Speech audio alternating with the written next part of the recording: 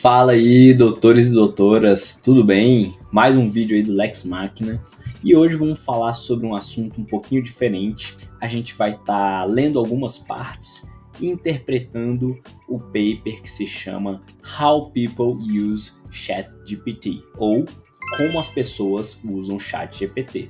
Esse texto, esse artigo, melhor, lançado pela OpenAI, essa semana, no começo dessa semana, ele veio à tona aí, foi alvo de muitos comentários, principalmente de quem usa ChatGPT e do pessoal que se interessa por inteligência artificial. E por que eu considero a leitura e o estudo desse artigo tão interessantes? Desde o final de 2022 e o começo de 2023, quando o ChatGPT foi lançado e começou a se popularizar entre pessoas interessadas por tecnologia e depois por pessoas de todos os tipos, desde então o ChatGPT tem se tornado uma das ferramentas com a adoção mais rápida na humanidade, na história da humanidade. E poucos estudos falavam sobre como o ChatGPT é usado. Muitos deles falavam sobre como usar o ChatGPT, sobre como os modelos foram melhorados, como funcionam os modelos, mas nenhum trouxe dados reais de como foi usado essa ferramenta pelos seus usuários. Então, vamos dar uma lida e tirar alguns insights desse estudo. E antes de ir para a leitura desse artigo com vocês, eu quero lembrar que as vagas para o curso Do Papel ao Prompt, a Advocacia na Era da IA, já estão abertas. Então você que é profissional jurídico, você que é estudante de direito, você que é servidor público e trabalha com muitas peças processuais, esse curso é para você. Eu preparei com muito carinho e pode ter certeza que ele abriu e vai abrir as portas, vai abrir os seus horizontes de como utilizar a inteligência artificial. Então, entra aqui no meu WhatsApp, que o link está na descrição, e lá eu vou tirar todas as suas dúvidas sobre esse curso, vou falar sobre o que é ensinado nesse curso e vou te mandar também a ementa para você dar uma olhada. Então, corre lá, as vagas são limitadas para as turmas, né? Vão ter aproximadamente aí 2 turmas por semana. E corre lá porque o curso está muito bom, quem já fez deu um feedback positivo. E é essa a mensagem que eu queria passar. Bora pro vídeo, partiu!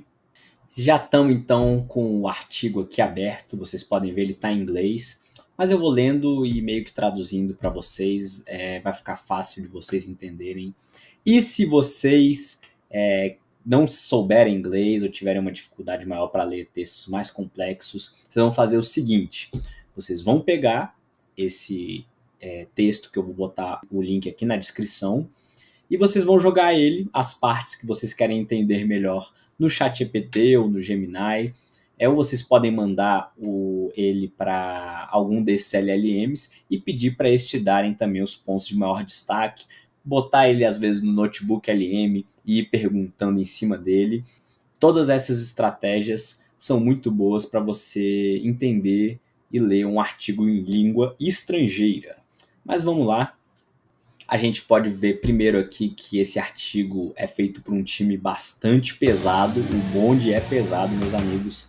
Além dessas pessoas que eu não conheço direito, né, que escreveram aqui, que tem os nomes, que são os autores, ele foi feito pela OpenAI em parceria com a Universidade de Duke, que é uma universidade bem renomada, e também a mais renomada de todas, Harvard University. E bem aqui na introdução, galera, a gente pode ver aqui que ele dá esse dado aqui muito interessante. Ó. O ChatGPT lançou em novembro de 2022 e em julho de 2025, mais ou menos há uns 2 meses atrás, as pessoas estavam mandando 18 bilhões de mensagens por semana, um número simplesmente inacreditável. E vamos fazer um exercício aqui, só para pensar a magnitude desses números. O mundo tem 8 bilhões de pessoas, aproximadamente, né, um pouco mais, e 18 bilhões de mensagens são enviadas por semana. Então é como se cada pessoa, no mínimo, enviasse 2 prompts para o ChatGPT por semana. Um número incrível. E aqui o que assim, assusta um pouco, né, porque esse crescimento foi muito rápido, que ele é usado por 700 milhões de usuários. E isso representa 10% da população adulta. Pessoal, quando a gente vê um número desse, a gente pode até falar, não, hoje em dia as tecnologias são adotadas muito rapidamente, a gente está numa era muito acelerada, mas igual o ChatGPT, eu posso assim, não garantir também, porque eu não sou estudioso de todas as áreas, mas não existiu tecnologia que chegou perto de ter essa adoção de uma maneira tão rápida. Pode pegar a internet, depois de 3 anos ela não tinha ainda 700 milhões de usuários. O telefone celular, eu acho que nem a escrita, 3 anos depois de ter sido inventado, assim, na verdade, com certeza não, porque na Mesopotâmia não tinha esse tanto de gente. Mas a gente pode ver essas principais tecnologias, tanto antigas quanto as atuais, nenhuma dessas teve uma adoção tão rápida. Então, os LLMs, a inteligência artificial, ela está aí e está quebrando os paradigmas nessa questão de velocidade de adoção e também está quebrando paradigmas na maneira que as pessoas se relacionam com a tecnologia e também no jeito que elas usam ela para trabalhar. Querendo ou não, né, pessoal, a inteligência artificial chegou com tudo aí nos ambientes de trabalho, a adoção está sendo muito rápida e muitas vezes ela também faz com que pessoas sejam demitidas, né? Porque muitos donos de empresa, muitos chefes, às vezes acham que as pessoas podem ser substituídas, ter suas tarefas automatizadas e serem trocadas por uma inteligência artificial. E esse é um impacto muito grande que está ocorrendo, né, no mercado de trabalho em muito pouco tempo. Muitas pessoas estão tendo que se adaptar a um cenário assim bem complicado para muitos profissionais. E a gente não pode ignorar esses problemas, né? A gente também tem que sempre enxergar as tecnologias de uma maneira crítica para entender os seus benefícios, que no caso da inteligência artificial eles são mais evidentes, né? Para nosso trabalho, para nossa eficiência, nossa produtividade, mas nós também temos que enxergar as externalidades, vamos dizer assim, os malefícios que são causados por essa tecnologia. Então, assim, claro, eu sou um defensor do uso de inteligência artificial no trabalho, eu acho que é uma ferramenta muito boa, pode aumentar a nossa produtividade, mas também é sempre bom enxergá-la de uma maneira crítica. Um gráfico bem interessante desse estudo, na verdade uma tabela, né, é essa aqui, ó. Ela fala basicamente sobre a porcentagem do uso do ChatGPT para atividades de trabalho e atividades também não relacionadas ao trabalho. Esses números aqui são em milhões, né, de mensagens diárias para o ChatGPT, né, de prompts enviados para o ChatGPT. Em junho de 2024, eram enviadas 238 milhões de mensagens por dia de assuntos não relacionados ao trabalho. Enquanto isso, de mensagens relacionadas ao trabalho, eram 213. E aqui no representativo, 53% das mensagens enviadas eram não relacionadas ao trabalho e 47% relacionadas ao trabalho. E o total, 451 milhões de mensagens. A gente podia ver que no meio do ano passado, essa estatística era bem equilibrada, né? As pessoas usavam de maneira quase que igual não, né? Pois tem essa diferença aí de 6%, mas de maneira bem equilibrada para assuntos de trabalho e assuntos não relacionados ao trabalho. E olha como isso mudou em um ano. 1.911 milhões de mensagens não relacionadas ao trabalho são enviadas em junho de 2025 de maneira diária, enquanto relacionadas ao trabalho, 716 milhões. A gente pode ver aqui que a diferença mudou bastante. Agora, as relacionadas ao trabalho é basicamente 1/4, enquanto as não relacionadas ao trabalho é de 3/4. Ou seja, o jeito que as pessoas estão usando o ChatGPT também está mudando muito. A gente pode ver que se ano passado o uso dele para trabalho e não trabalho eram quase iguais, agora as pessoas estão usando muito mais para atividades relacionadas, atividades não relacionadas ao trabalho.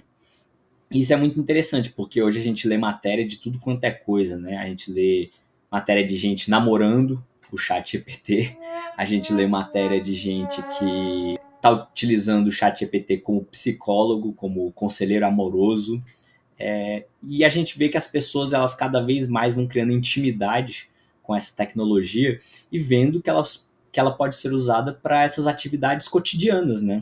Eu mesmo, quantas vezes não uso o ChatGPT para ter uma discussão, assim, vamos dizer assim, sobre um CD de música que eu gosto, uma discussão assim onde eu queira comparar dois CDs, dois estilos de música que eu gosto, que eu possa comparar também estatísticas de futebol, por exemplo.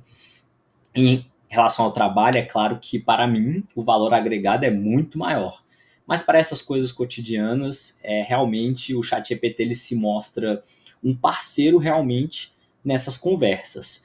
E sempre lembrando, né, pessoal, que o ChatGPT ele não pensa, ele não tem raciocínio, apesar de simular uma conversa inteligente muito bem, ele não sabe o que é certo e errado, ele não sabe raciocinar como um ser humano. E é por isso mesmo que vocês podem utilizar para essas coisas, né? Para comparar coisas que você gosta, para pedir dicas de livros, de músicas, coisas desse tipo. Mas não recomendo, claro, usar ele como psicólogo ou também como parceiro, assim, conselheiro amoroso. Pois muitas vezes tem aquele papo do ChatGPT ser bajulador, né? Você pode sempre ver que ele vai mandar mensagens e vai sempre falar: nossa, essa sua ideia foi ótima, ótima ideia, João, muito bom o que você fez. E a gente não pode confiar 100%, porque ele também é feito de uma interface, né? A gente pode ver que o ChatGPT é a interface mais amigável e também a que te deixa mais envolvido ali naquela conversa, né? Todo o papo que você vai tendo ali com a inteligência artificial, ela vai reafirmando seus pontos, falando que são boas ideias. Isso realmente pode criar uma espécie de falsa percepção, né? De você achar que aquilo tudo que você está falando é muito inteligente, muito bom, mas na verdade é só uma máquina querendo puxar o seu saco. Então, muito cuidado com isso também. Voltando mais uma vez aqui para essa parte de adoção do ChatGPT, muito interessante ver, vamos voltar só para a gente dar mais uma conferida agora com um aspecto visual para a gente observar melhor.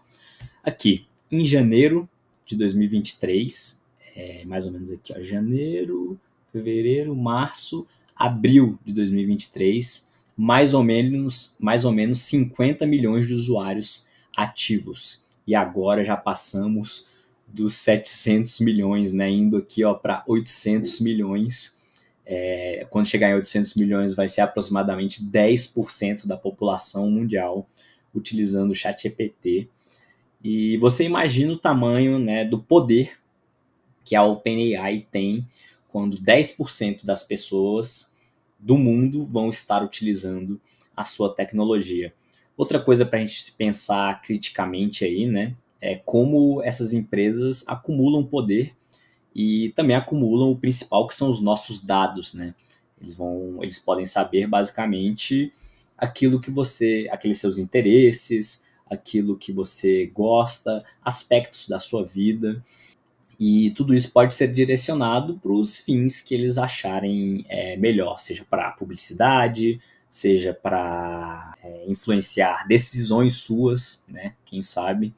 Então, outro ponto crítico a se ter é realmente ver assim, o poder que essas empresas estão tendo aí, né? Algumas já mais antigas, tipo a Meta, tem o Llama, o Google tem o Gemini agora, mas também é incrível ver uma empresa que quase ninguém conhecia, uma empresa que eu, particularmente, não tinha ouvido falar até ser lançado o ChatGPT, como essa empresa, em questão de 3 anos, conseguiu 10% da população mundial utilizando o seu produto. Isso é realmente assim, um crescimento que nunca foi visto na história da humanidade. E que assim, né, o crescimento ele é exponencial. A gente pode ver aqui, ó, que de janeiro até janeiro de 2023 até janeiro de 2024, o crescimento foi alto, né, de 0 a 100 milhões de usuários, basicamente. Foi um crescimento muito alto. Mas de janeiro de 2024 até janeiro de 2025, o crescimento foi aqui, ó, de 100 milhões de usuários para mais ou menos, deixa eu ver aqui, 400 milhões de usuários. Ou seja, quadruplicou a base de usuários. Então, a gente está vendo que esse crescimento está sendo acelerado e que a tendência é mais pessoas usarem a inteligência artificial no seu cotidiano, agora principalmente para tarefas não relacionadas ao trabalho.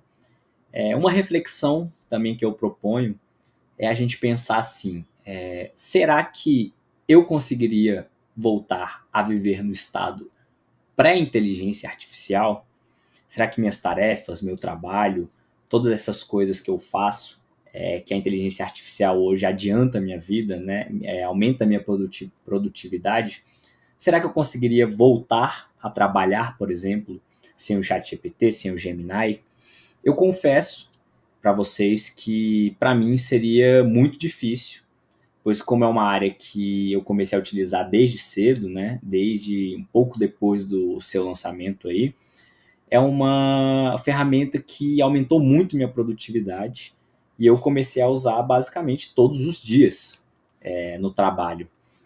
Então, é muito importante também a gente pensar, nossa, será que o meu cérebro está ficando talvez um pouco mais preguiçoso por causa do ChatGPT? Ou será que ele está sendo um auxiliar para eu potencializar o meu cérebro? Então é importante a gente pensar nisso para a gente ter consciência de se o ChatGPT está sendo um auxiliar da gente ou ele está criando dependência.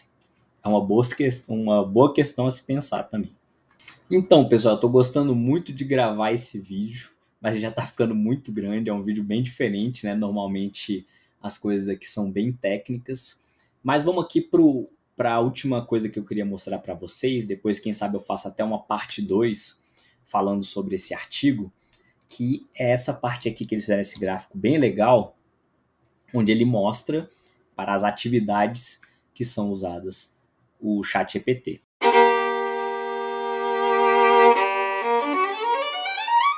A gente vê aqui 6% das pessoas, só um minuto, 6% das pessoas utilizam para atividades de multimídia, que é analisar uma imagem, criar uma imagem ou gerar outro tipo de mídia. 4,6% aqui são de coisas que eles não têm muitos dados sobre, né, que está aqui unknown, que é desconhecido, e 0,4% é perguntando sobre o próprio ChatGPT. Quase 30% aqui, 28,3% de guias práticos, ideias criativas, saúde e fitness aqui em 5,7%, conselhos de como fazer coisas, tá aqui 8,5%, e para educação, né, para tutoria e ensinamento, né, teaching, tutoria, vou botar assim que ensinamentos 10,2%.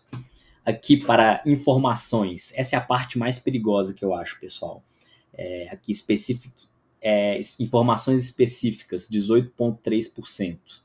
Lembre que sempre que você tiver que buscar alguma coisa no ChatGPT, você clica ali no buscar na web e depois confere as fontes. Porque se ele não estiver conectado na internet, ele vai falar coisas que não existem, ele vai alucinar. Se for, por exemplo, uma letra de uma música, faz esse teste. Pergunta para o ChatGPT, às vezes, uma letra de uma música que é um pouquinho mais diferente, que você gosta, ou sobre alguma história que você conhece, seja de um HQ, de um filme, que seja um pouquinho mais obscura, assim, que não seja uma coisa que esteja tanto em evidência, você vai ver. Esse é um dos maiores exemplos para ver que o ChatGPT ele não é o oráculo, ele não é o gênio, não é a inteligência que sabe de tudo. Quando você faz um negócio desse, você vai ver lá que ele inventa coisa e não tem vergonha, e talvez o principal, hoje em dia, eu acho que a principal coisa que teria de ser desenvolvida melhor no ChatGPT seria vamos dizer assim, seria ensinar ele a dizer não, a falar, não, sobre isso eu não sei.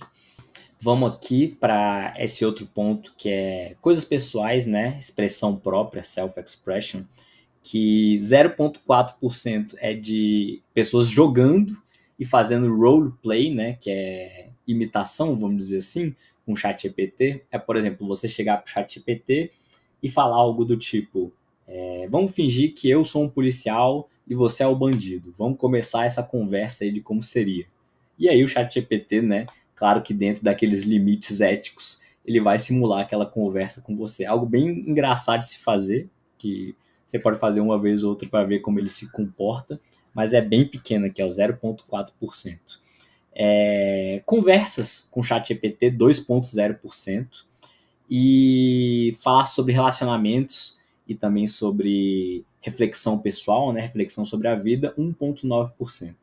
Aqui para ajuda técnica, a gente está vendo aqui em marrom, 4,2% para programação de computadores, para código.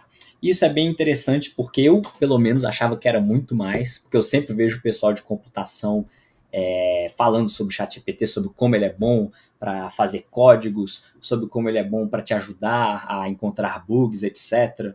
Mas 4,2% é alto, é uma quantidade alta considerando as milhões de mensagens que são enviadas por dia, mas eu achava que era muito mais. E cálculos matemáticos, 3,0%.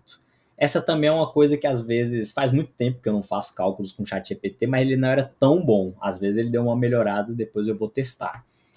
Eu recomendo vocês utilizarem as calculadoras do STJ e de outros tribunais na hora de calcularem seus juros e depois talvez checar com o ChatGPT ou coisa do tipo. Análise de dados, 0,4%, também achava que era usado mais para isso. E agora a escrita, 28,1% é usado para a escrita, talvez o que eu mais uso. Eu não achei aqui que está a parte que fala sobre análise de documentos, né? Mas eu acho que está nessa parte de escrita. Aqui, para gerar argumentos, 3,6%, editar ou criticar um texto, 10,6%, escrita pessoal e comunicação, 8%. Quem nunca usou, né, o ChatGPT para melhorar uma mensagem de WhatsApp ou uma mensagem de e-mail? Isso daí eu já usei várias vezes. E tradução, 4,5%, também muito bom, o ChatGPT é muito bom para isso. E escrever ficção, 1,4%. Eu também já usei para escrever ficção, é muito engraçado. Você pode ver um filme e você não gostar do final, aí você vai lá e vê se o ChatGPT sabe sobre esse filme e pede para ele escrever outro final para você dormir com a consciência mais tranquila. Parece coisa de doido, né? Mas essas coisas interessantes que são abertas à possibilidade de você fazer com o ChatGPT. E é isso, pessoal, mais um vídeo gravado aí. Eu acho que talvez esse tenha sido o vídeo mais divertido que eu gravei até agora. Ficou muito grande, vai dar trabalho de editar. Mas foi muito interessante que eu pude falar um pouco mais sobre para que eu uso a inteligência artificial e também fazer reflexões, né? Porque às vezes a gente fica muito nessa parte técnica do que fazer, de como fazer as coisas, e esquece também de refletir sobre aquilo que a gente está fazendo e sobre a ferramenta que a gente está usando. Lembrando para você que quer melhorar o seu uso de inteligência artificial na prática jurídica, as inscrições para o curso do papel ao prompt já estão abertas, então você pode entrar aqui no meu WhatsApp, mandar uma mensagem e eu vou te mandar todas as informações, todos os valores e tirar todas as suas dúvidas. Então me chama lá para você participar dessa aula que é bem legal, que eu preparei com muito carinho. Então é isso, pessoal. Muito obrigado pela sua audiência e até a próxima. Valeu!